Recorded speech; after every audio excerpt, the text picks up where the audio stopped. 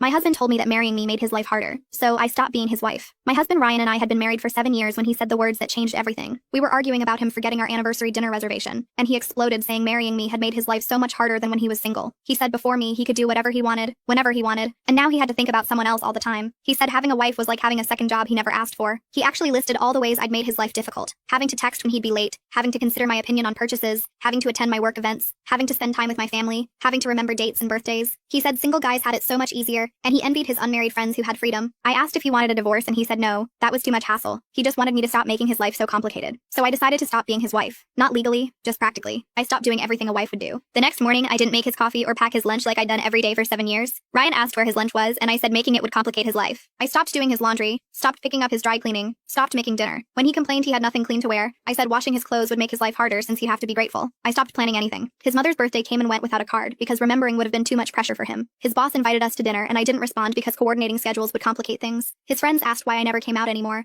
and I told them Ryan found having a wife around made everything harder. I stopped being emotional support. When he had a terrible day at work and wanted to vent, I said listening might make him feel obligated to ask about my day too, and that would be complicated. When he was sick, I didn't bring him medicine or soup because taking care of him might make him feel like he owed me care in return. I stopped handling household management. Bills went unpaid because I didn't want to burden him with financial discussions. The refrigerator stayed empty because grocery planning together would be too complex. The house got dirty because discussing chore division would make his life harder. When his brother asked why our house was a disaster, Ryan said I'd stopped cleaning and his brother asked why Ryan couldn't clean his own house.